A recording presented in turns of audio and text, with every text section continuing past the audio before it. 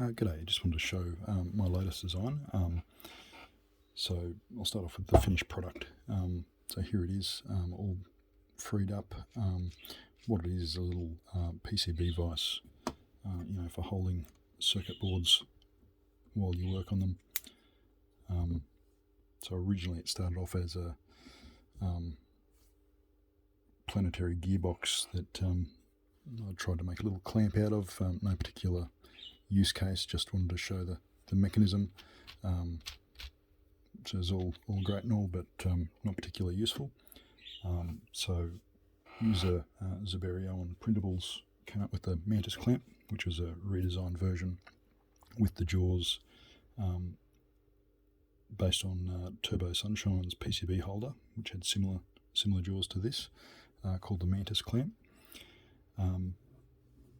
So inspired by that, I've taken my own take on that design. A few new features on this one. So one is the integrated stand, which is self-centering.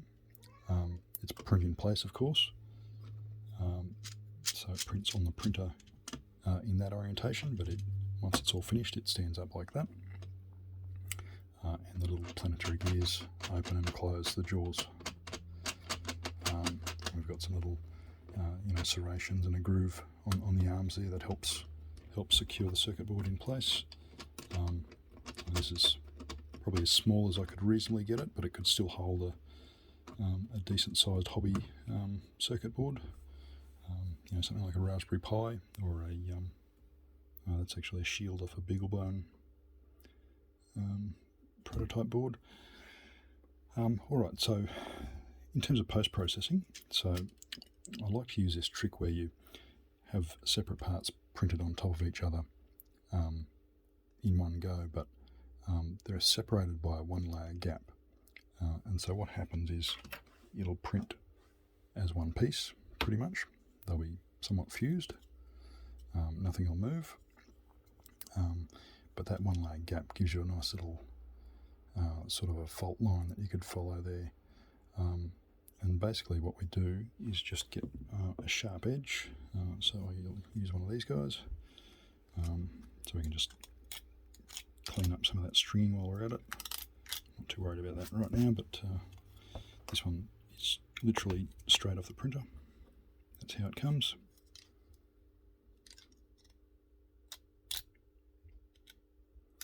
That top corner could probably use a bit of work, but cleans up pretty easily. So to get these gears moving, you'll probably find that you could turn the gears initially. They won't go very far.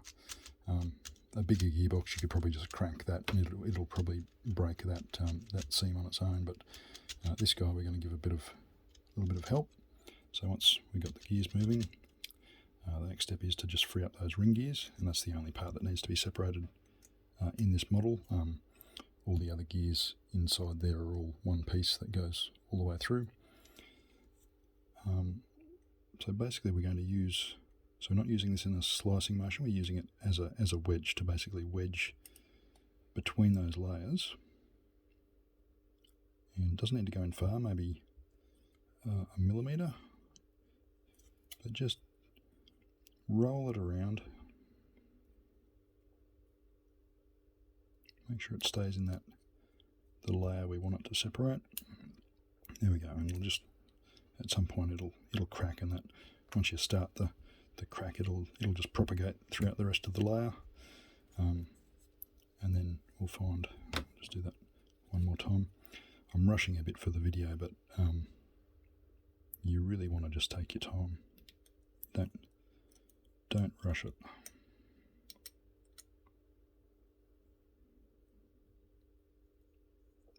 Make sure you just get that tiny bit of vertical movement, and you know it's separated as two separate pieces. That's all we need. And then you probably just test it. There we go. So now it's separated. That's separated from the layers below, and we've got a little bit of movement there. So the next one, we've got one more gear here to do.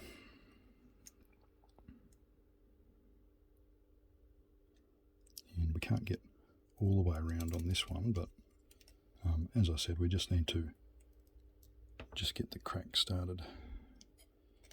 Make sure that's in frame. And use a rolling motion to just push it in. We just want to just wedge those layers apart.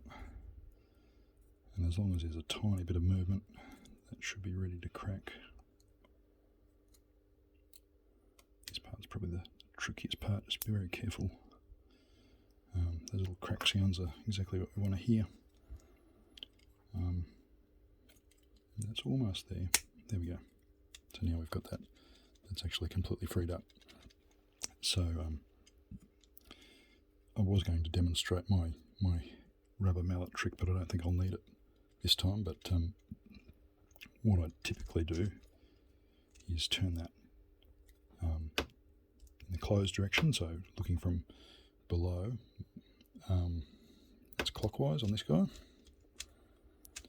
Anti-clockwise is open. But yeah, usually if it's just a bit stuck, I'll turn it in the closed direction until it binds up, and then put that on the edge of a table, about like that, just so I don't break those jaws, and just give it a bit of a tap with a rubber mallet, and that'll just help sort of bring those jaws and free them up. But we haven't needed it this time. It's got a fair bit of clearance in it, so there's a lot of slop. That's pretty much it. That's working. So print it all in one piece. Just needed a little bit of extra help to separate, and then we've got a working tool. And let's just see if we can hold this.